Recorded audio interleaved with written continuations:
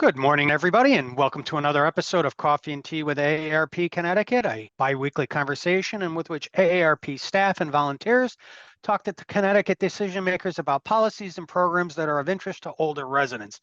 My name is John Erlingheuser, and I'm the Senior Director of Advocacy and Community Outreach here at AARP in Connecticut. And I'm very pleased to be joined this morning by one of our great AARP Connecticut volunteers, Mr. Tim Ryan.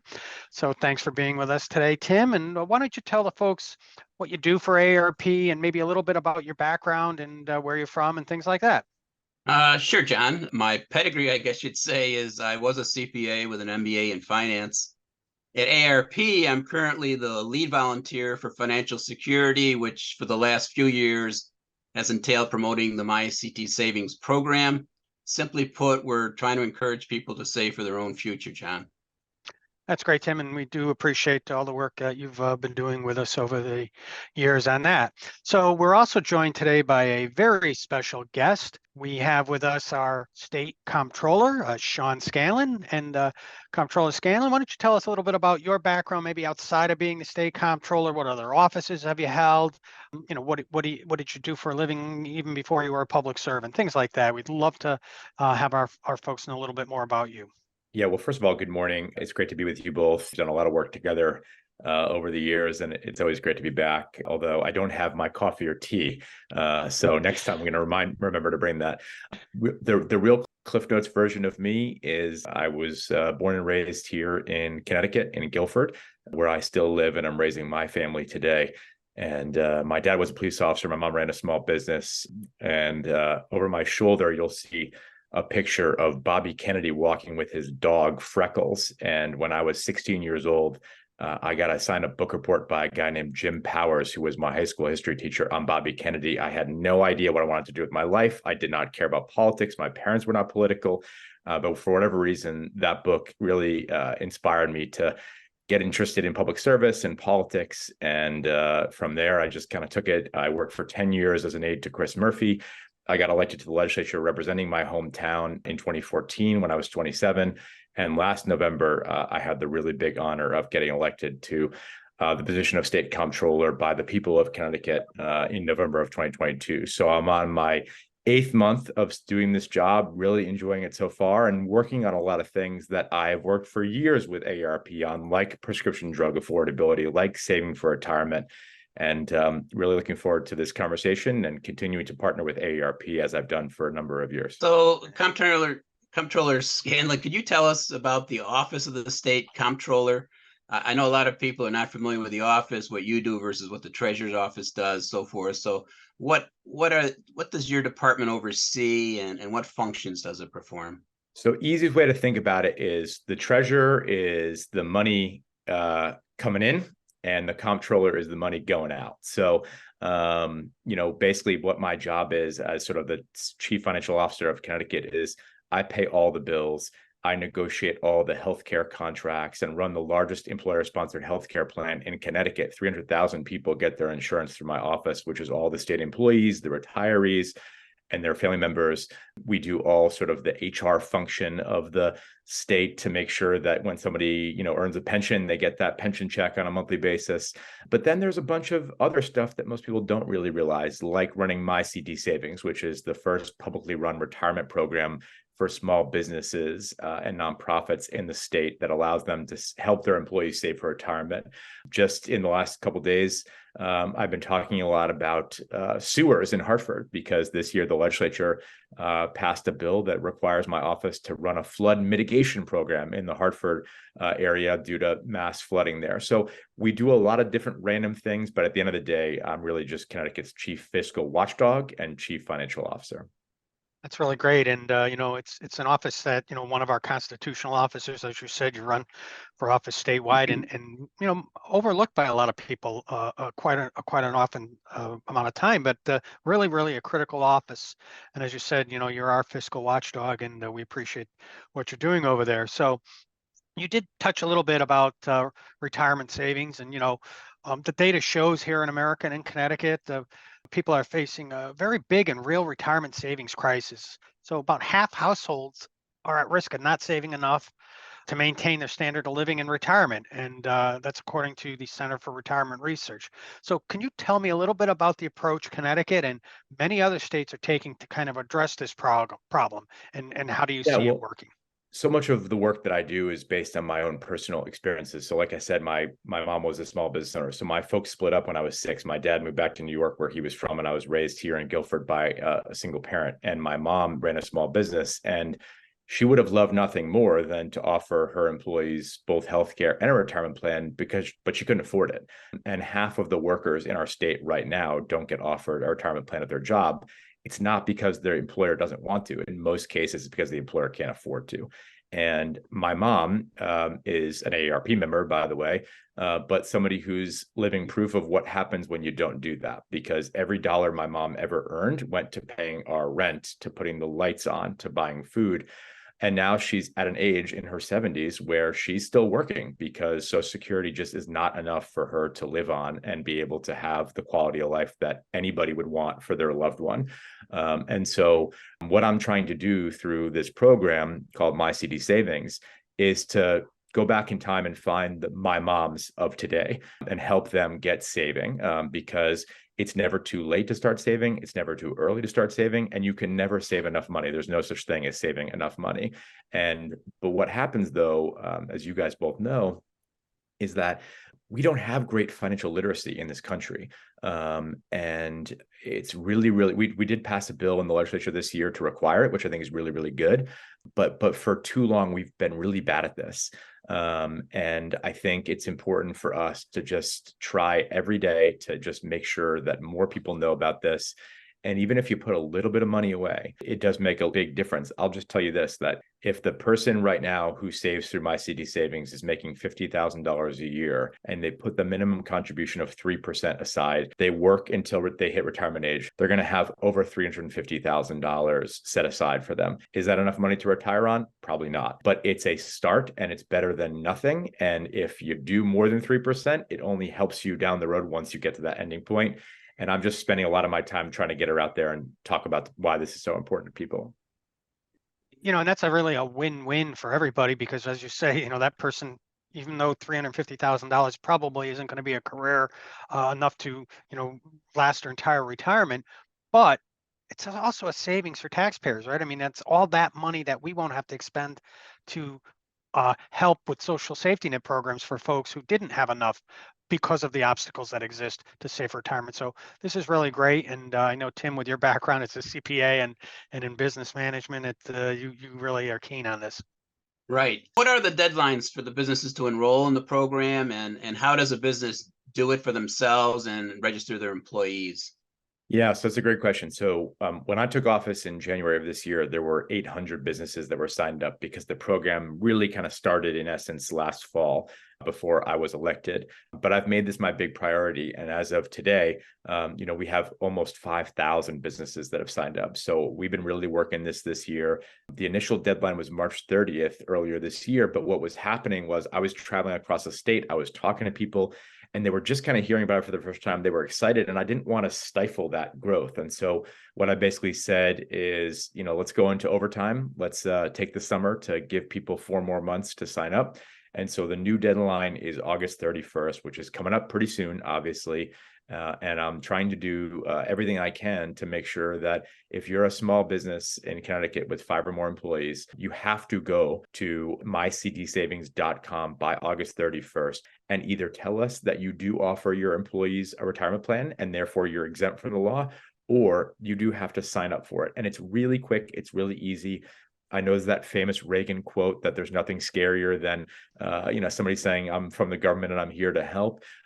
There's a lot of skepticism among small businesses that this is actually good and free for them because they've seen a lot of, stuff that's not great for them. But this truly is good and free for them. And all we're asking people to do is to go to MyCTSavings by August 31st and help us help their employees for free.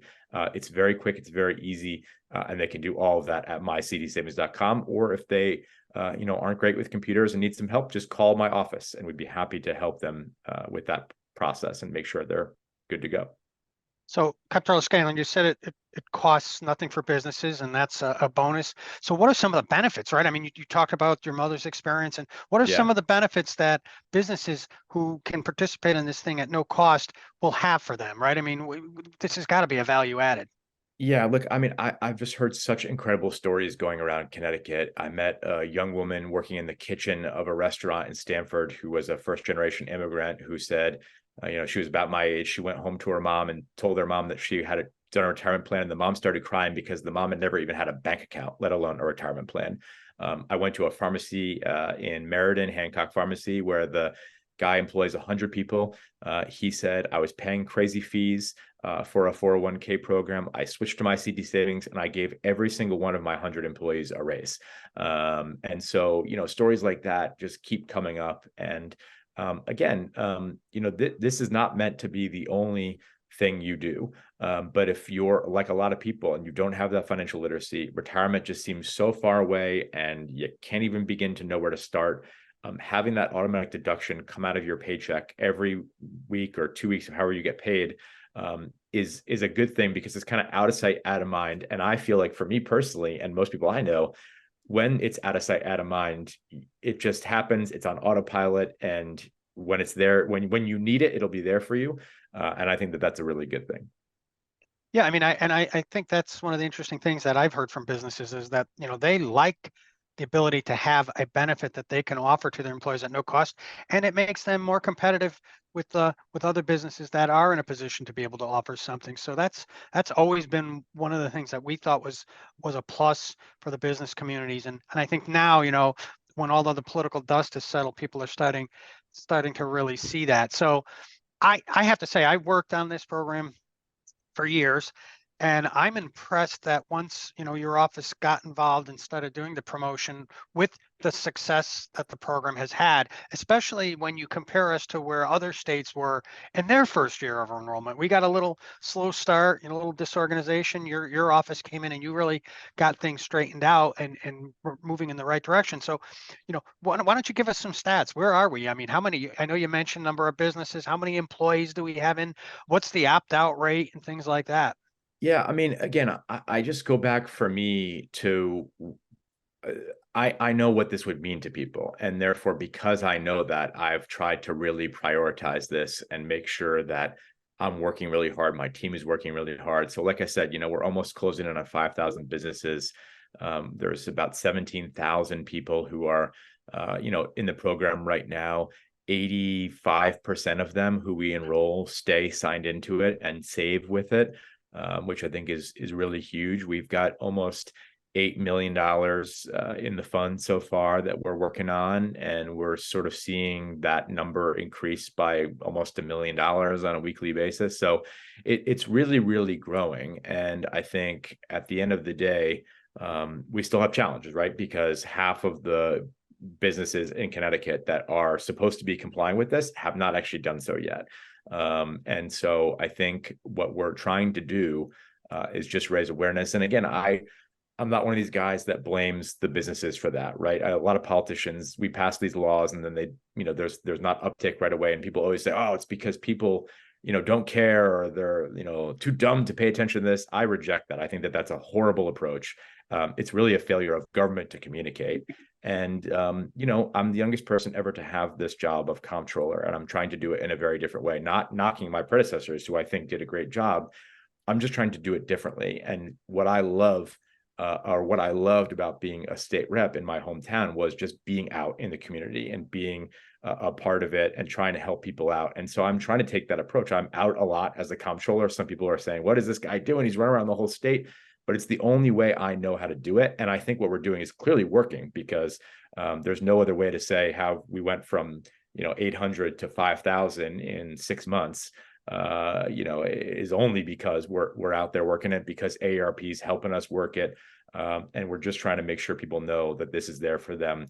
We're going to get there. We're making big progress. And at the end of the day, people may not think this is such a big deal today, but long after I'm out of this job, and frankly, maybe even when I'm alive, 30, 40 years from now, people are going to say, wow, I'm not eating half a croissant for breakfast and half a croissant for lunch, and cutting my medication in half because I can't afford it, because somewhere, some way, long time ago, some guy promoted this program and I signed up for it at the place I worked. And that's what public policy to me is all about. Yeah, Yep. and we're really appreciative of all of the work and leadership that you really took on this program. And I'm most times I'm a pessimist, but I'm very optimistic, and I look at this as a glass half full. I mean, I'm really excited by, that's one of the lowest opt-out rates for employees that I have heard of in It's the the entire lowest in the country. country right now. That's what I thought, and I have to say, even the business participation rate, with all the obstacles we had up against us,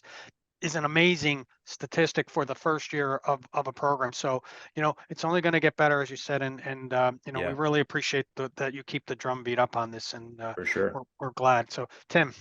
Yeah, you mentioned the final third phase ends August 31st, the enrollment period. But what are you going to be doing the rest of 2023 and into 2024? I've actually heard that there's something like 3,000 new businesses registering every month in Connecticut. So you Yeah. must be getting a ton of new people. I can imagine this is going to be a continuous rollout. It's definitely a continuous rollout. So I think part of it is going out and, again, communicating to the half that we know are eligible right now, starting to communicate to the new businesses that have signed up. And listen, by the way, I should just take a time out right there. That's a great thing that we've had 3,000 businesses register in the state, right? Connecticut's economy, another part of my job, I every month I have to sort of say to the governor and the public where we're at with our economy. And on the first of this month, a week or so ago, we put out a stat that said that for the first 6 months of 2023 was the highest amount of job growth in the history of the state since 2006. So since 2006, we've gained more jobs in Connecticut in 6 months than in 2006. That's almost 20 years, guys, right? So the fact that we're creating jobs, the fact that we're seeing businesses register is a really good thing. And back to John's original point, giving business owners tools where they can be more competitive for job hiring, which is a very competitive thing today in this labor market, will only help them and only help Connecticut, in my opinion, grow jobs, which is good for the economy, which is good for everybody. And I think it's a full circle kind of thing. Awesome. Tim, you got our last quick question here. Let's finish this up by reminding our audience where they can go to get more info about MyCTSavings and get their questions answered. Yeah, I mean, it's really easy, just myctsavings.com. If you're on social media, you can find me at CT Comptroller on all the different Instagram, Facebook, Twitter. And, if you're old school like me and like to talk to somebody on the phone, you could always just call my office. And if I'm not there to chat with you, somebody from my team will be, and we can walk you through this. At the end of the day, I know business owners are busy. I was raised by MUN. Sometimes you get letters in the mail, you hear about MyCTSavings, but you're busy doing a million things. That's why we're trying to really proactively communicate with people and just remind them that this is important, that they have to by law do it by August 31st. And it takes just 5 or so minutes. It's not very burdensome, and it's free, which is the most important thing that I want them to know. And that's really awesome. And we do really appreciate all the work that's being done on this, and they're really excited about the prospects for it in the future. So first of all, thank you, Tim, as always, for leading our volunteer team on this. And thank you to our comptroller, Sean Scanlon, in his first term. Anything else you'd like to tell the folks, Comptroller Scanlon? I want to make one more plug on something else we didn't talk about, which is please. In this budget or in this legislative session that just passed, I worked with the governor to pass a prescription drug card. And what that is so as the person who buys and sells insurance to a lot of people, we have a lot of leverage. We have a $300 million drug contract with CVS right now. And what myself and some other states are doing is teaming up together to take all that leverage we have for buying drugs for our employees and their families and to confer those benefits to everybody else out there. I think it is insane what is happening to prescription drug prices right now. I have worked with AARP on this issue as a legislator, and we're chipping away at the problem. A lot of this problem can be solved, by the way, at the federal level. And I think there was some stuff that happened under the president, like beginning to finally negotiate with drug prices with Medicare, which is going to start. But while we wait for more reform at the federal level, we've got to do something at the state level. And so starting this fall, we will be offering a drug discount card through my office that everybody listening to this call can then go use at their local pharmacy. Right now, in the 3 states that are doing this, it saves people on average 80% on a generic drug and 20% on the cost of a brand name drug. So that's real savings for people. And I just would ask everyone who is really, frustrated by the high cost of drugs to stay tuned, because there is help on the way, and we'll be making an announcement in the coming weeks towards the end of the summer about how, starting this fall, people can get that card and start using it at a local Connecticut pharmacy. And my colleague Anna Argazzi was worked very hard on that along with your office and the governor's office, and we're really proud of that work as well. So we thank you, Comptroller Scanlon, for joining us and all the work you do for the residents of the state of Connecticut. And we'd like to thank everybody for joining us one last time for Coffee and Tea with AARP Connecticut, and we look forward to seeing you next time. Thank you. Thanks, everybody.